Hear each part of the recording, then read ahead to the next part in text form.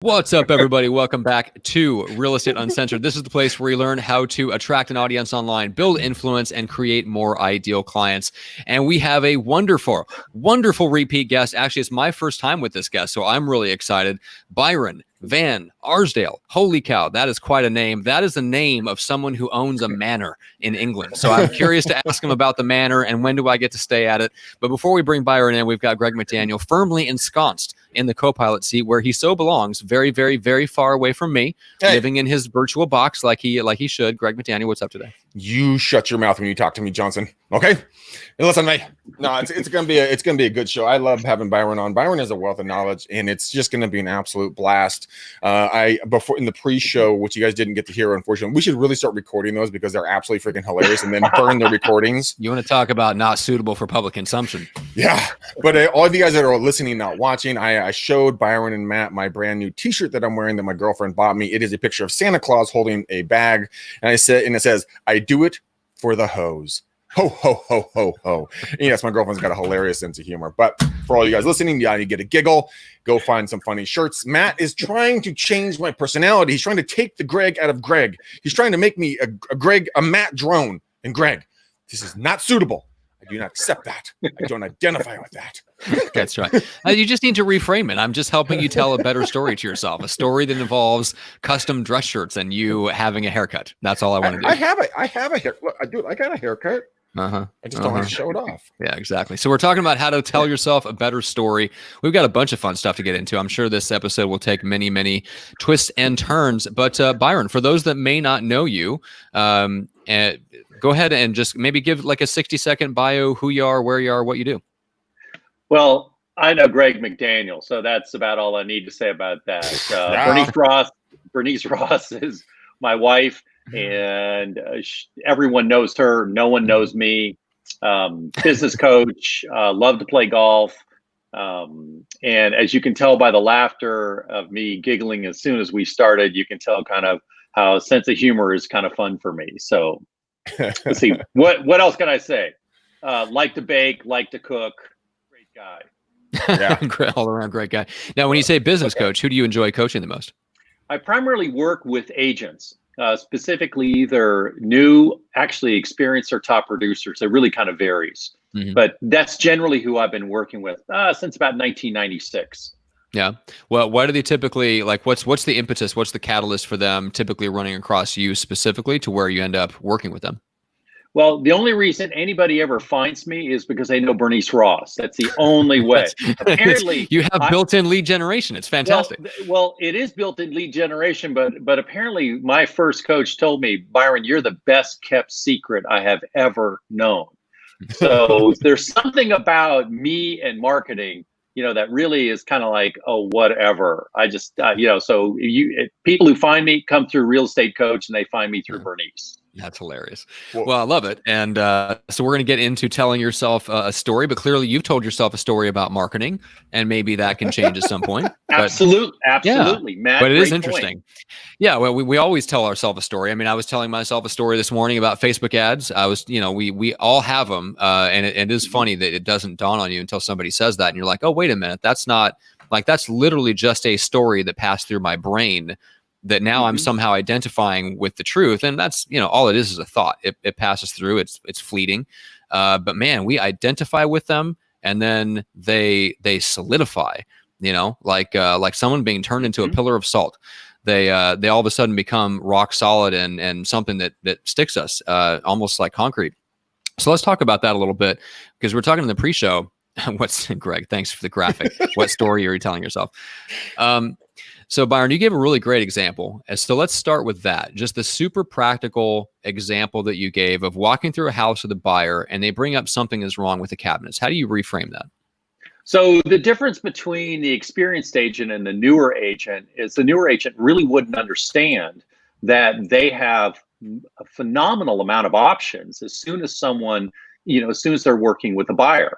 So in this situation, Matt, the buyer says, hey, I hate the cabinets, or the carpets, or, I mean, you could, whatever it is. Those avocado counters from 1970s, I just hate them. So the experienced agent would say, would you replace the counters or would you completely redesign the kitchen? Or they would give them a couple different options just to simply see what is it that the buyer would actually do. So instead of attaching to the buyer's story, which is I hate it, and most likely anyone with any amount of sensibility would see avocado counters today and say, what were you thinking? They go, you got to be kidding me. Why would you do that? So, this ability to ask simply a different question, say, would you change them this way or would you change them that way, is something really designed to actually spark in the buyer, do they have any commitment for what they're doing? So when someone has raised this an objection inside of the sales process, they're really kind of, saying to the agent, I'm kind of interested in this, because if they didn't care one whit about the house, they wouldn't raise the issue at all. Or it would be kind of a throwaway line, where they just say, wow, I haven't seen counters like that since the 1970s. That's interesting. So, Greg, you want to comment or break that down a little bit for me? Yeah. Like, when you hear an example like that and you think about it in terms of reframing the story, what does that set off in your brain, and how can we expand that so that people can maybe start to use that in other ways so that you can handle those types of objections on the fly when it's not that identical objection? Right. I've had the honor to work with Bernice, and she and I work heavily with Inman News and putting out content. And I've had the opportunity to be coached by Byron. And, they have drilled this into my brain. And I never really thought about it before, because our typical response to that would be, oh, yeah, I hate those avocado cabinets too. I can't. Those are horrible. What do you want to do? Oh, I want to go find a house with better cabinets. Well, damn. Okay. Well, right. Okay. Yeah. Let's go somewhere else. Like, now, once you've agreed, you're sunk. You're screwed. And but we all do it subconsciously, because we want to please our buyers, we want to please our sellers. But what you're doing is you're reframing the context, but you're still keeping them in that same property. You're like Byron said, would you remodel just the cabinets, or would you do the whole kitchen, or would you paint the cabinets, or just tear them out? It's just taking that and having the ability to twist it. So if you're out with your significant other or something, and you guys are out and about somewhere, and they're like, I hate this pasta at this place. Oh, okay. Well, would you want to get some breadsticks with it, or would you rather would you like to eat my dinner? It's not like, oh, fuck, this place sucks. All right, screw you, Olive Garden. We're out of here. And we go over to Taco Bell, right? It's just about, understanding, letting the person know that they're heard, but not giving them an out solely based upon one thing, right? You can't I hate these drapes, or this bedroom is painted purple. I hate purple. Okay, a thing called Kelly Moore and Home Depot and Ace Hardware, they sell paint. I'll buy it. It's $20. Here you go. What color do you want to do it? But it is interesting, like there's a couple of things that you're doing, Byron, that are really interesting, because it's very, very verbal aikido, right? So they put out this energy that this isn't the right place. Like, this is like, there's things wrong here that I don't like. And if you came back with them with something like, yeah, but you can paint it, like that is you put something out and I push back. What you're talking about is asking them, number one, you're asking a question, and you're asking a question in such a way that gives 2 yes answers. And the story is like, it's all framed within the story of, oh, well, how would you make this your own? Right. Which is really interesting. There's so much going on there, just in that little question. Matt, it's interesting because, in sales, the objection is really a golden opportunity, because when someone gives you an objection, what they're really saying is, look, I really like this, except. So the communication, if you're new to sales, is you would hear an objection as, oh, they don't like it. But the experienced agent hears it and says, oh, well, that means you like something, because, especially in today's culture, if you don't like something, look, I don't even bother with Yelp. I just don't go. I'm done. They would never know. I don't waste my time with that. But when you really like some place, you go to the extra effort to say, look, you got a problem with your service. You got a problem with this. So it's the same thing for the agent, is when they hear a buyer say this, it ought to be lighten up a big flag for them, just say, hey, okay, I need to explore right here. So the question allows you just to go in and ask a little bit. But also, as with any good question, is when you talk to a buyer or a seller is it allows them to tell you what it is they're really looking for. So the question's kind of like a hook, and when you get an objection, it's just a really convenient hook to say, well, tell me more.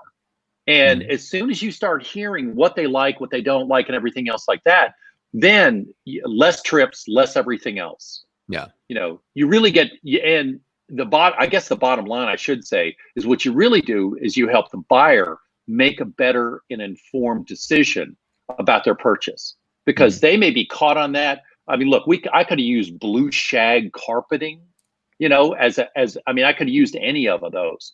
But if you really understand what someone's looking for and you help them make a better decision, I think that's one of the ultimate goals of every really good real estate agent, is they help their buyers and sellers make better decisions. Yeah, 100%. Well, we do it on a daily basis, and so we also know, like, okay, the cabinets might suck, they might have blue shag carpet, whatever the snag is, right?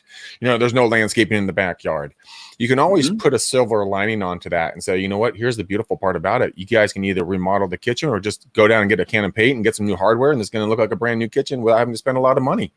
I mean, but because if if that's the right location and the right amenities and it checks a lot of the boxes, and people are just telling them a story because they watch HGTV too much, and because they get told they should have it perfect. Stacy and Bob, he raises salamanders and she's a school teacher, and they want a $2.1 million home close to the river so Bob can raise his salamanders, but Stacy needs to stay close to the city.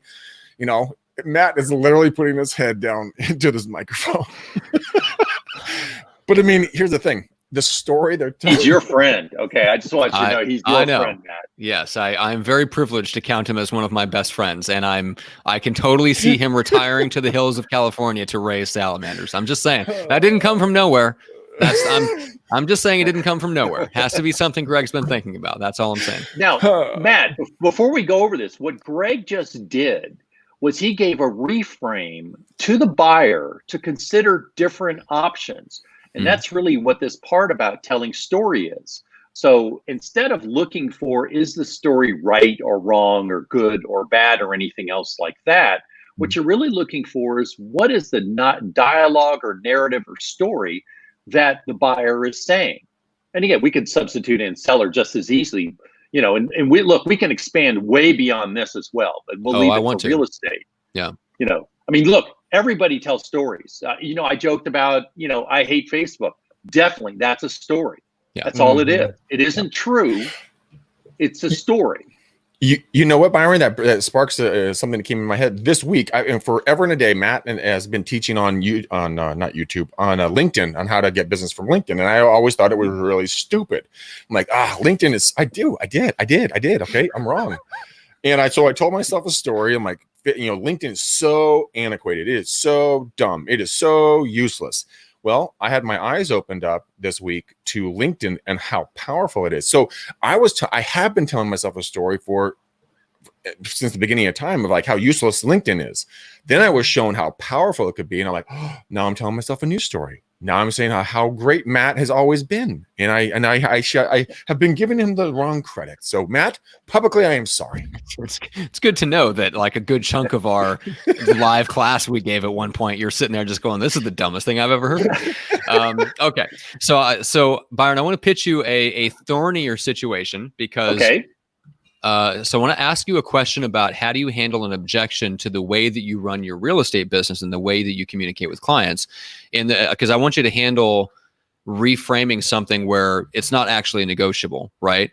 Kitchen countertops is something they could legitimately change. It's literally something that they could change out if they wanted to. But let's say their objection is more to the fact that, look, when I work with a seller, I do all of my client calls with every seller on Tuesday afternoon. That's when I update you on the market. That's when we go over any changes to the marketing strategy, yada, yada, yada. Like, that's how I run my business.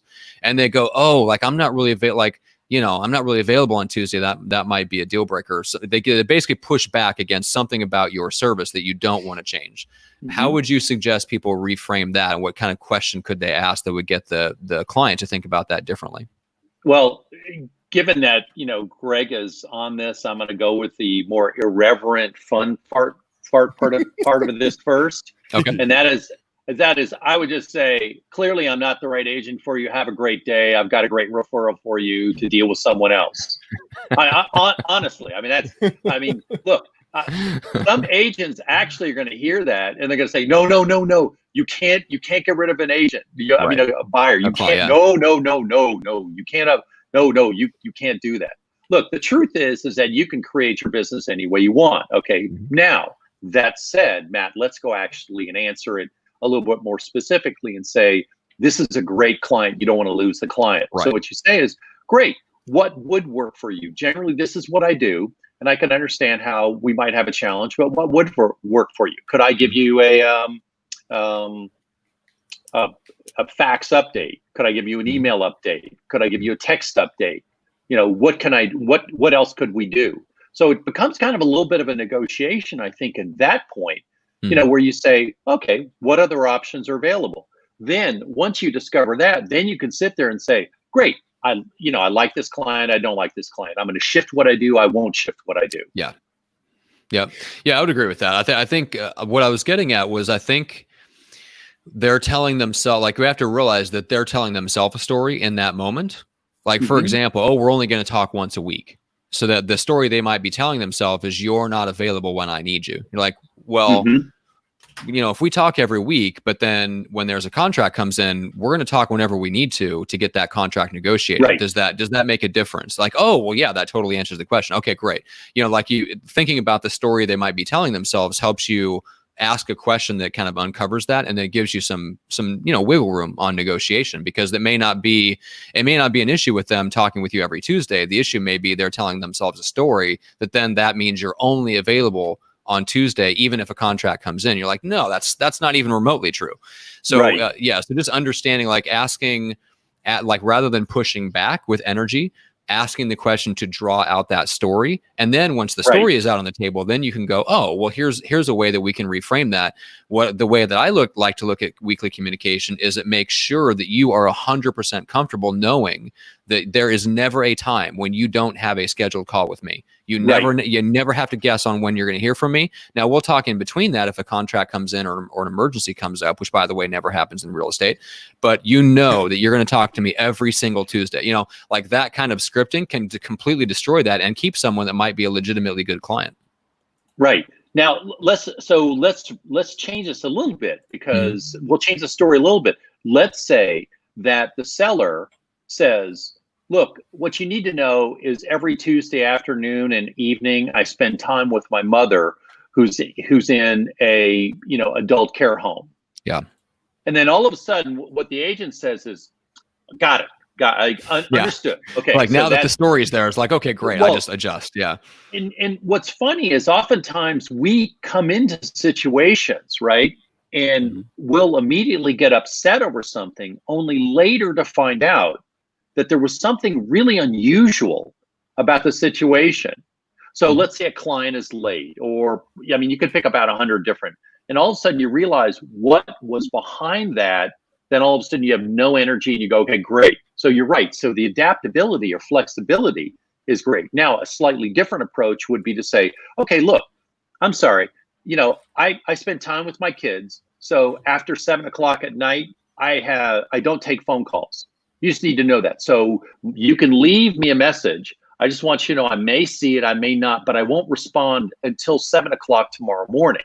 So if the agent makes those kind of, let's say, agreements with their buyers and sellers in advance, so at the earliest possible time, then what they can start to do is carve out their life and their business so that they don't overflow each other. Yeah. Now, look, same thing. There's going to be crazy stuff. Somebody's going to wake up at 2 a.m. They're going to, oh my gosh, I don't know how to do this. You know, and it doesn't mean you have to respond to it. If you want to, great.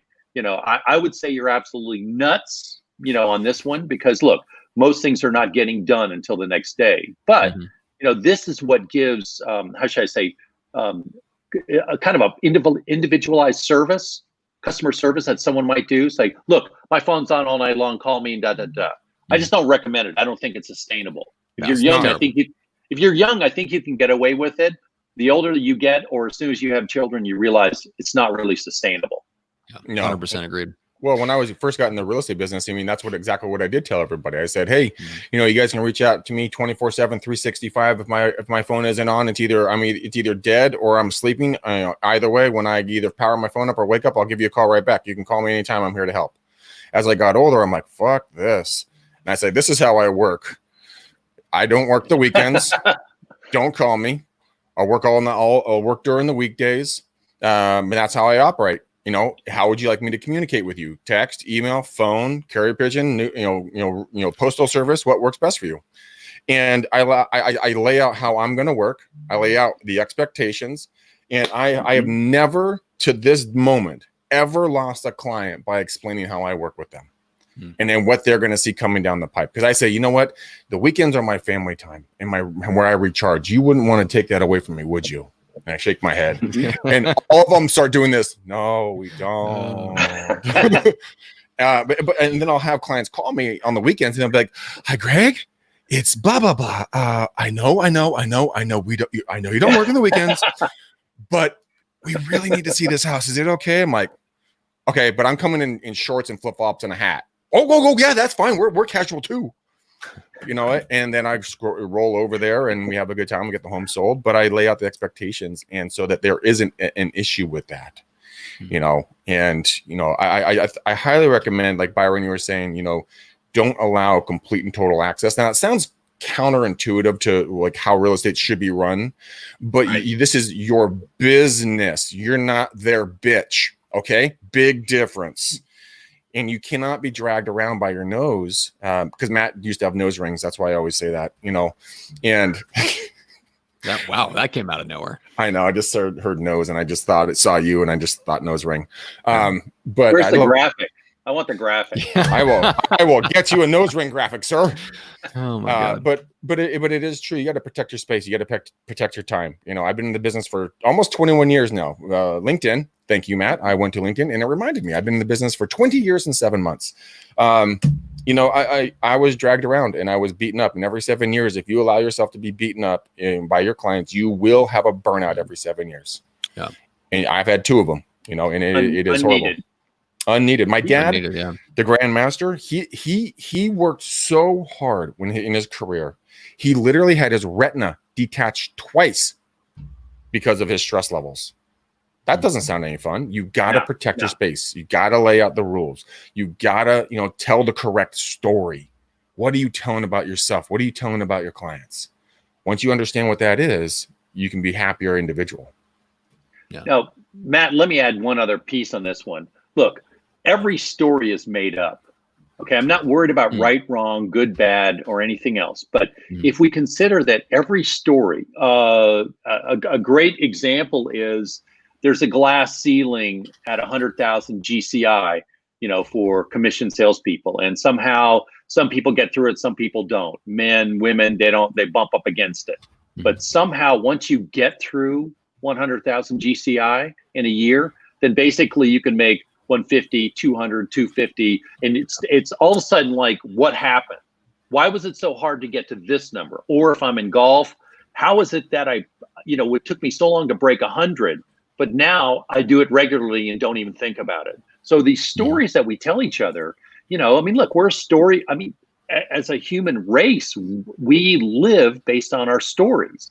The great thing to realize is that if we know we're telling a story, it gives us the access to be able to say, maybe I don't like that story. So another example might be New Year's resolutions.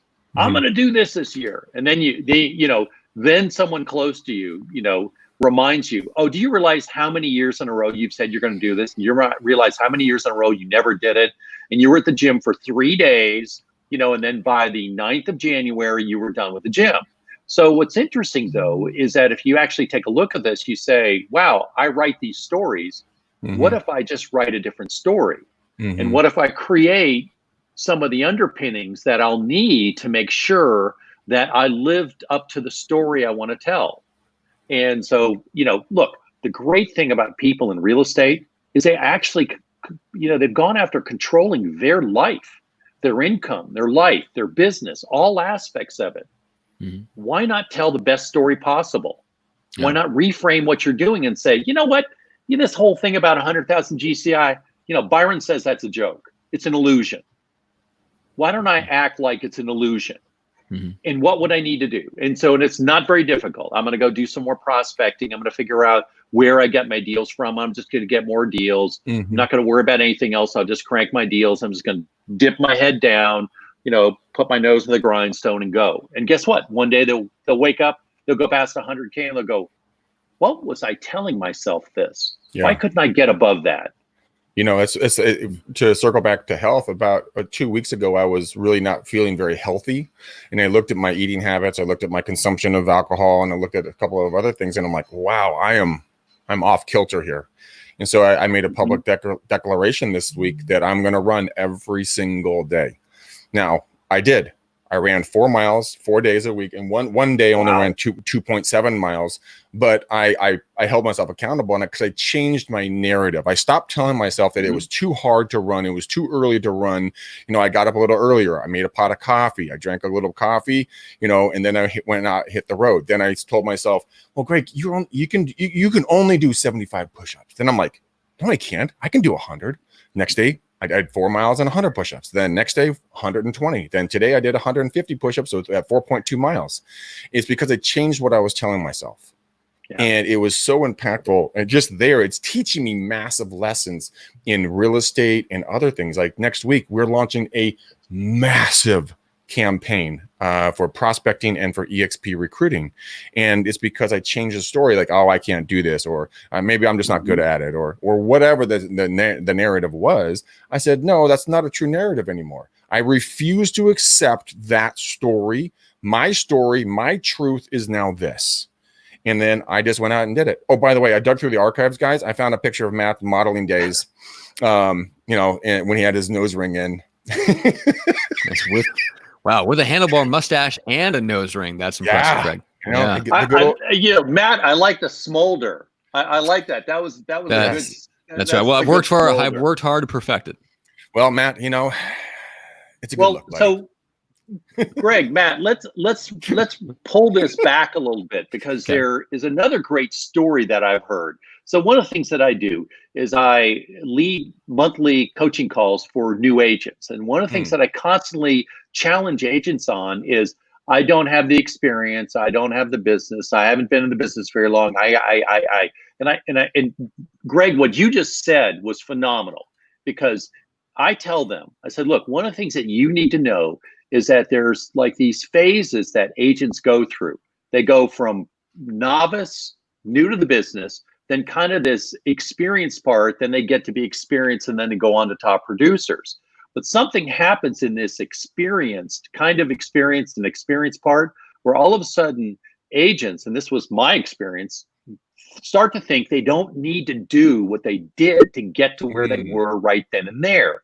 So they start thinking about, no, I don't need to prospect, or I don't need to do this, or I've made it and I've done this. And so they start telling a different story.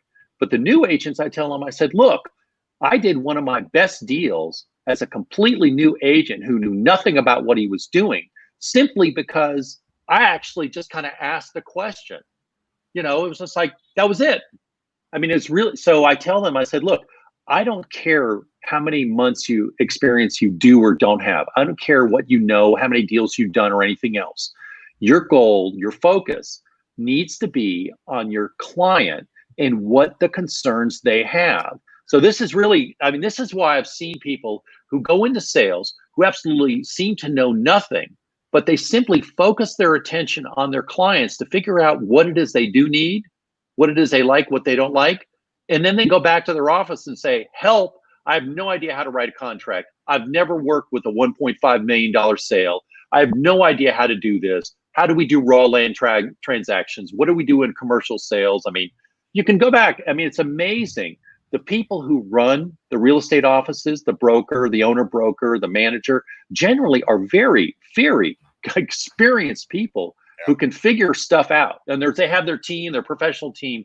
So there almost isn't anything that a new agent can't figure out. They just don't know it's sitting in front of a client.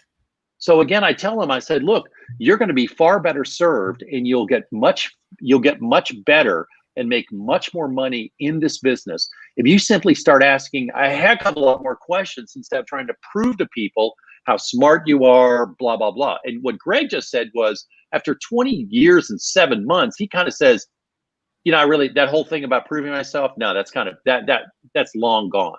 So I do believe that there's an ability here for people to tell a different story when they walk into this business. It doesn't mean they know everything, but I can guarantee you, if you give me a new agent, and depending on what their background is, I can show you probably a complementary skill set that they've developed in some other area of their life. I don't care if they've been off in Africa, working for, charity, etc. I don't care if it's a mom or a father raising children. I don't care if they were in business. I don't care. It doesn't matter what they're in, but they develop these complementary skill sets. So if they just get pretty quick about asking questions instead of trying to prove how smart they are or prove why somebody needs to hire them, then they'll do quite well. So even Steve, who raises salamanders, then he knows the waterways in the area, Yep. Yeah, I got really Fish fortunate. and Game is calling his number. Okay, they want him. They said, "Look, we need an expert." All right. Oh, exactly. If I ever have an occasion to call a salamander expert, something has gone terribly, terribly wrong. Right. Look, it's a story. Okay, man, it's a story. Sure, that's okay. That's true. That's true. The thing about like asking questions, I got really fortunate when I first got into real estate. My buddy and I, who got in the same time, we got a real estate coaches program. He's not in the business anymore. I think he actually passed away since. And but he had a really great program that taught you how to take listings, and it was consultative based. So his system was to go in with a set of questions and a legal pad and basically just ask a ton of good questions. And that changed everything. Like, you talk about somebody getting into the business, understanding that it wasn't that I had to have all the answers, that it was more important to have better questions and then to let them talk. Like that change, like that allowed me to tell myself a different story, that no, I could go in as a brand new agent and take expired listings that other agents failed to sell. If I hadn't run across that program, I would have never told myself that story just through sheer confidence in myself. I would have had no reason to be confident. It was getting that program and looking at it and going, yes, I bet that works. And then going into a listing presentation and go, wow, that worked.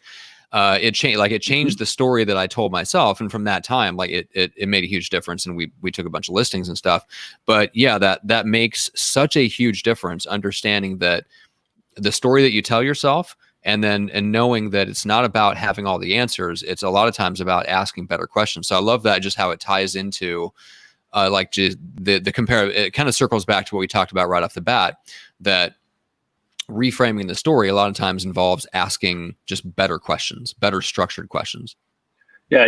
Matt, it's kind of funny. And Greg, my biggest, I think, issue that I faced in my entire life, and I believe it's almost the issue that everyone else faces, is they ask the wrong question.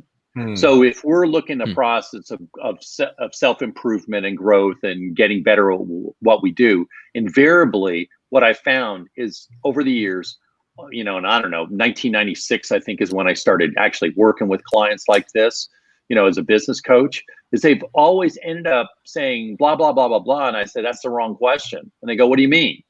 So, well, you're trying to answer a question that you can't answer.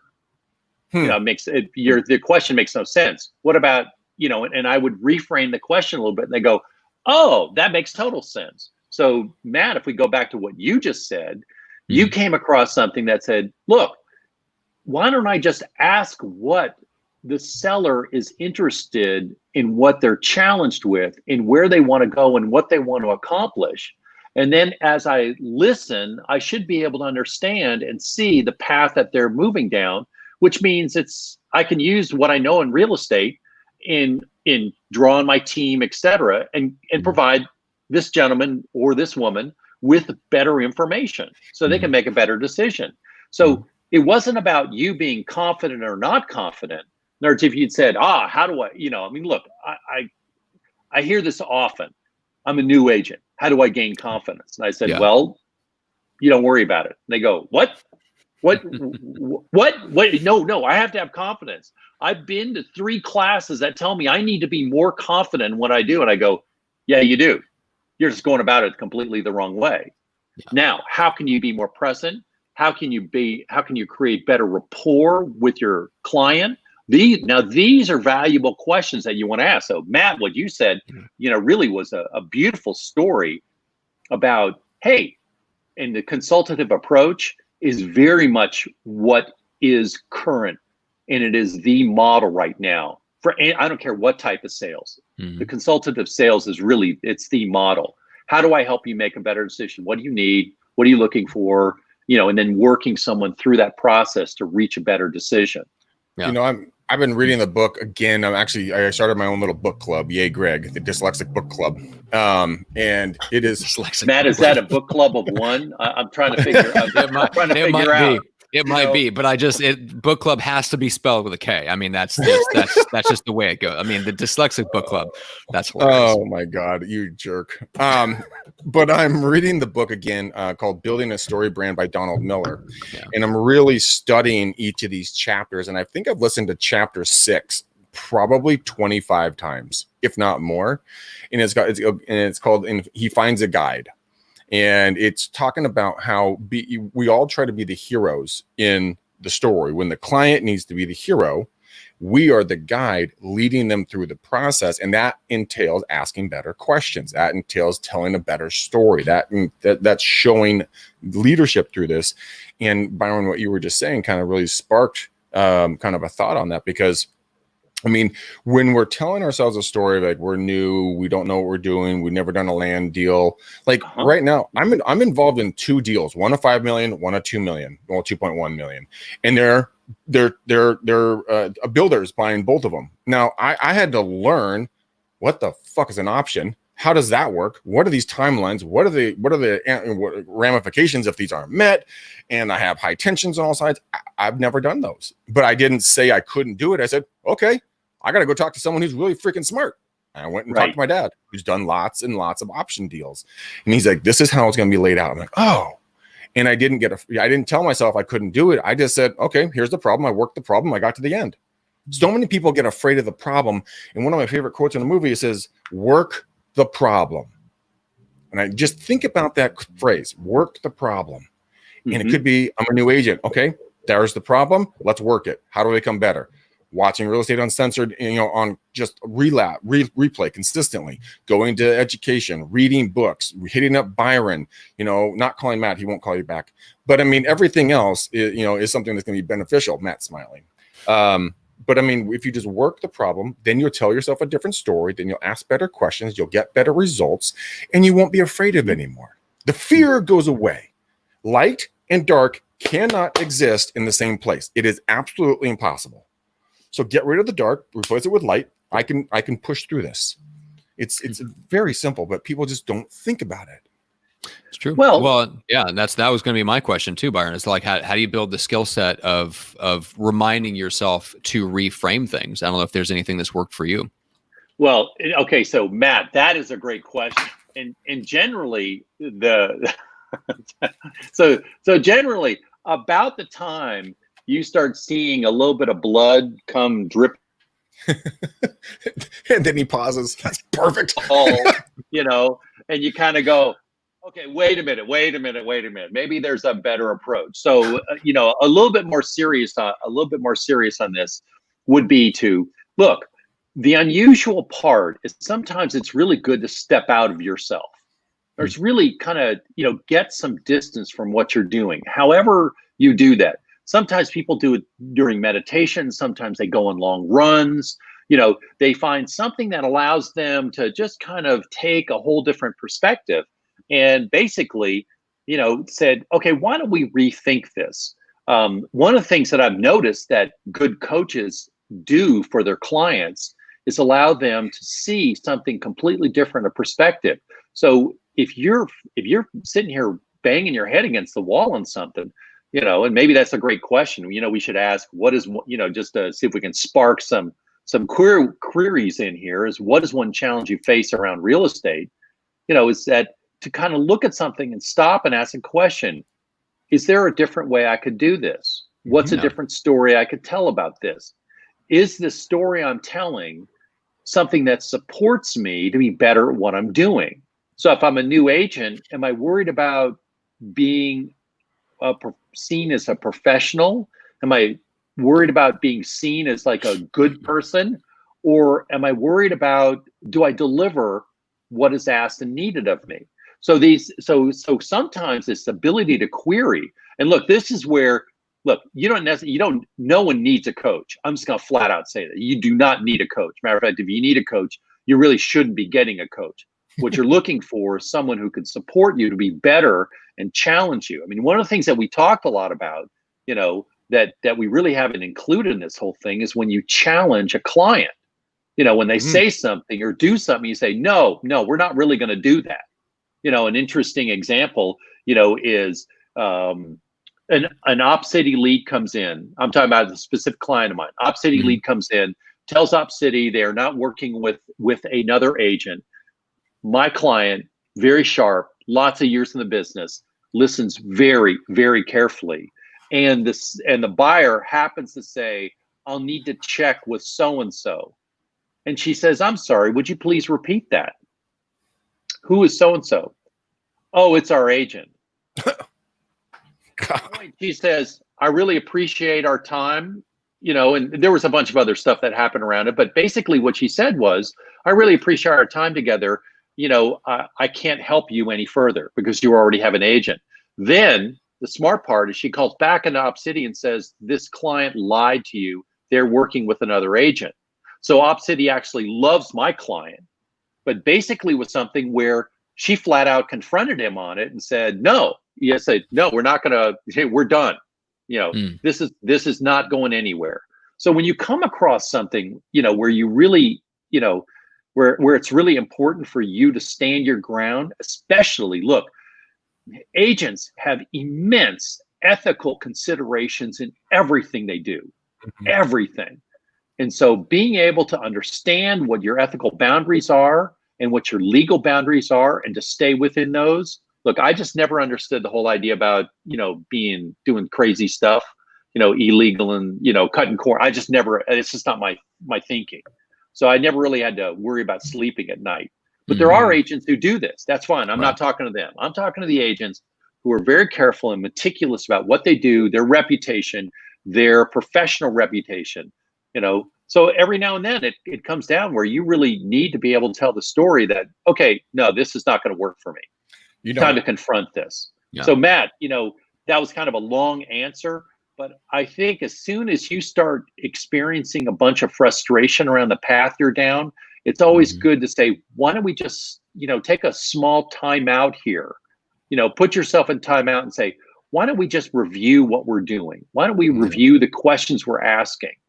What is it that I'm seeing or I consistently bump into? And oftentimes, like I said, a partner, a spouse, someone, a best friend, someone who's really close and really knows you and really has your best interests in mind, can sit there and point things out that, and if you're willing to actually listen to it, then I think you can change your story pretty quickly. Otherwise, you'll keep banging your head. And don't worry, if you stay on the path you're on and you don't move off of it, don't worry. We call it the feather bat splat method. So the first time you get a whiff that you shouldn't be doing this, then it's a feather. It's a light brush. The next time you get hit with a baseball bat, and if you continue doing what you're really not supposed to be doing, and I'll let our listeners kind of determine this one. Then what happens is the Mack truck runs over you, backs up. About the time you start smelling the diesel fumes and the burnt rubber tires, you'll know that you've gone a little bit too far down the path. Oh my God, that's true though. I agree. Yeah. That's something that because I've been rereading Psycho-Cybernetics for the millionth time or whatever since I got that book, and he just talks about how there was a gentleman that he quoted that said his best piece of advice his dad ever gave him was that use frustration to your advantage by turning it into a signal to respond by using frustration as a trigger that then creates a response. And you train that to where whenever you feel frustration, you step back and you start to reframe it in a positive way. There are some other things that were specific to that example, but I think that that's something that I've been working on, and I wish I would have known that in my, let's say, teens and 20s, because I experienced a lot of the frustration. No, you can't say that. Look, there's no take backs. There's no going backwards. Look, I'm telling you. Okay, so Matt, I got a few years on you. Just saying, you want to relish the years that you made those mistakes. So look, and this is for everybody. Honestly, this is for everybody. You want to relish the years you made the mistakes. You do not want to wish that you could actually have done this. I completely concur with your thought. I've had the thought, and I'm finally of a mind that if we don't have, like, each of us have, if we could, let's just consider our life like a tapestry, okay? And Matt, you have a tapestry, that you've woven in life. It's your experience, it's your mistakes or your successes. All of those things come into play. Greg has one, I have one. And it isn't that until we start getting farther down the road that we can actually look back upon our tapestry, our mistakes, our successes, those things, and have kind of a more, let's just say, distanced look at them, and a distanced view of them, to be able to say, oh, I understand why that happened. Look, I've had baseball bats, I've had feathers, and I certainly have more than my fair share of Mack trucks. I would have thought I would have my international, commercial license by now, for how many Mack trucks I've had. But it is those things, though, that prep us to get what you're talking about in psycho-cybernetics, where that's what actually creates the trigger, or the, like, oh, I know this now. I know what it is. Oh, look, gotcha. Yeah, that is true. The pain of making the mistakes in the past is what helps condition the response going forward. Right.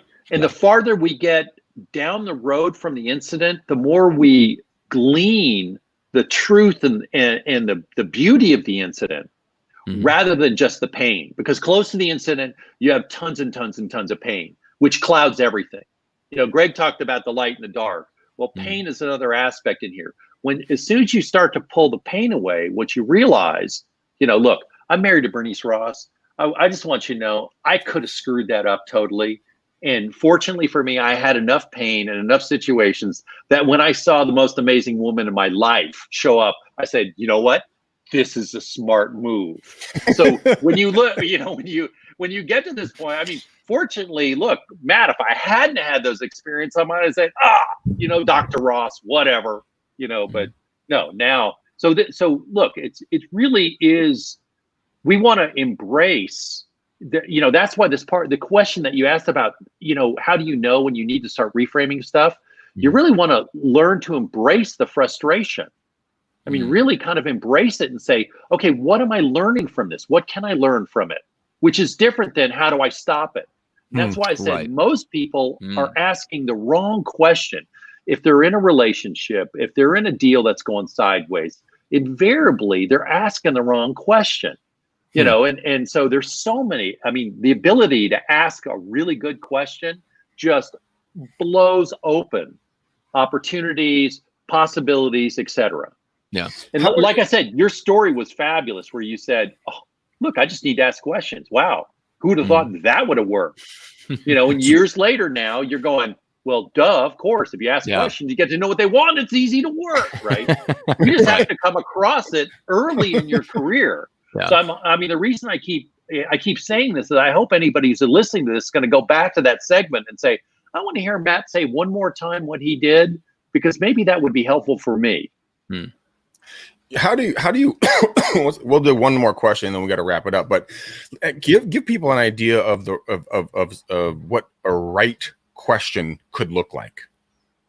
Yeah, almost invariably the right question is the one you don't want to answer. Almost invariably. Oh, geez. Right. Well, it's the one where you saw me earlier going, no, you don't want that. When Matt said, oh, if I'd only known when I was in my teens, I said, no, Matt, because you would probably had a very different life experience with a whole bunch of other things that you might have done. Right. So look, that's true. The question that you start to shy from look, one of the common questions that a coach will ask is more aspirational questions of a client. Where do you want to go? What do you want to accomplish? In the larger, in the bigger, in the more huge that my goal is, generally the more powerful as a motivator it is for the client to perform. In other words, and get results. And so when they say, let's say they're making, they make 150,000 a year GCI, gross commission income. And they go, you know what? I think it might be nice to make 170. And, and I've told people, I said, look, you don't want to work with me. And they say, why? I said, because you don't need me. You could go from 150 to 170 in your sleep without even trying. And I go, well, what do you mean? I said, do the percentages. I mean, it is from 150 to 170, right? That is a small incremental change. Somebody does one more listing, they do one more sale, a couple more throughout the year, and they've gone there. I had a client once who told me, she had made, in her third year in the business, she'd made 8 million in gross sales, right? 8 million gross sales, right? And so I said, okay. And she said, what do I want to do next year? And she said, I'm thinking about doing, 15, maybe about double. I said, really? I was thinking more like 23 million was closer to what she'd make. And she goes, no, I can't do that. So Matt, story, right? She goes, no, I can't do that. I'm blah, blah, blah. Yeah. And then, guess what? She ends up at about 26 million. Oh. Now, so for someone listening to this, look, you realize in your market share, if you happen to work with 1.5 to $5 million properties, jumping from 8 million, to 16 million to 25 million is really not, it's doable. Yeah. Right, Greg? It's pretty doable to do that. So it does mean you got to get better. It does mean you got to crank your deals. Yet that said, it's very doable. So, look, I don't care if somebody made $250,000 gross sales and then jumped it up to 450,000. Okay, it's the same jump in there. But basically, look, when you start telling yourself a story and you actually start believing it, that it is both, it's a two-edged sword. It can work for you and against you. So kind of like the whole bottom line is you really want to have it work for you. And Greg, I have no idea what the question was you asked me, so I hope I answered it. Because I got into I've lost track of the question quite a while back. I just totally lost it. Oh, that is the perfect way to end this podcast. That was awesome. That is awesome. Byron, where can new agents and established agents, where can people find you, coach you, get inside your brain, get that knowledge out and go make whatever they want to make in their lives and careers and everything else? Because like I said, guys, I've had the opportunity to coach personally with Byron. I work with his wife, Bernice, with doing articles. There is not a single conversation that I have with either of these amazing humans that I am not literally walking away licking my wounds because I'll have said something or done something. And then I'm like, damn it. But I become better at it. And Byron, actually, you guys were kicking around in my brain this morning on another subject. And I'm like, okay, wait, what they tell me again? Okay, yeah, I got to do this. Okay. So where can they get a hold of you? Easy. Just go to realestatecoach.com and you can find me in there. That's easy to find. Also, Greg, one of the things that, Matt, one of the things that I always do, and I've done this forever and ever, is I give complimentary coaching sessions. The reason for that is because it's really crucial that if you're going to hire a coach, you need to hire a coach that fits you. Yeah. I mean, look, just because someone is really well qualified or they're really successful or fill in whatever really adjective you want to have in there, the crucial piece is you got to find someone who works well with you. And that's the reason I do complimentary coaching sessions. I'll do it for anybody who shows up. More than happy to do it. Well, Byron, everyone else is screwed because I've already booked you out for the next month every single day. So sorry, guys. Sorry, guys. Wait. Except for I have golf on Tuesdays, Fridays, Sundays, and sometimes Mondays, Wednesdays, and Thursdays. And that is my story, and I'm sticking to it. That's right. Specifically, whenever Greg's calls are scheduled, that's when the golf will be happening. Oh my God, I love you too, not so much anymore. Okay, Matt, where can people get a hold of you? Just go to microfamousbook.com. You can get the copy of the physical book for free if you cover the shipping. It's the best place to go. You can also go check out the Microfamous podcast, where it is me solo talking about. I know, Greg. It's Gregless. It's a Gregless podcast, but it's all about if you're in the coaching consulting space, that podcast is for you. So check that out.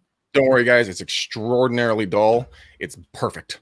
No, in all joking aside, no, Matt, I've heard the shows. They're really, really, really good. Matt, it really does some good deep dives. I would highly recommend it. I listen to it every time I'm on the toilet. So, just for you, buddy. This is the worst. This is just the worst. Greg, how do people reach out and connect with you? Make it stop. All right, guys, go ahead and just DM me on Facebook. I'm easy to get there. I can send a video or audio response back to you guys if you have any questions, thoughts, theories, or concerns. Matt and I, we had some really cool stuff. We got some. Matt doesn't even know some of the stuff that I've been putting together behind the scenes, what people are going to be getting and how they're going to be able to be when they join our EXP team. I'm using a new company called Clever. They're exclusively with our EXP team. Guys, we're doing cold text messaging. I just got a $1.8 million listing off of one cold text message, and it's because of the way they've set their systems up and had their follow-ups and everything else. It is insanity. So if you want to talk about how to make more money, join EXP. Come call me and we'll talk about it. And then just call me. I'm generous. I'm a giver. I have a heart, not Matt. He has a piece of coal. I will talk to you. Call me 925 915 1978. I love people can message me on Facebook too. That's fine. Facebook.com/getmicrofamous. Oh, I was just thinking you can't about that find me on Facebook. You don't DM me on Facebook. I feel like you mentioned I'll that. never Yes. see it. Yeah, exactly. Byron is available by coaching call only. Oh my God. Okay, Matt, do your job. What kind of color should we put on this call? Podcast. Let's go with cobalt. Feeling cobalt. Yeah, it's kind of a nice cobalt bow upon this episode. Wrap it up. All right, guys, there it is. Go give us a rating and review on iTunes. Give us a 5-star, not a 2-star. It helps put up the algorithm so more people can see us. Write us a favorable review. Mention Byron in there if you got value from him, because we love him. You should love him. We all love him. All right, guys, thanks for your time. We love you to pieces. Until next time, peace out, ninjas. We gone.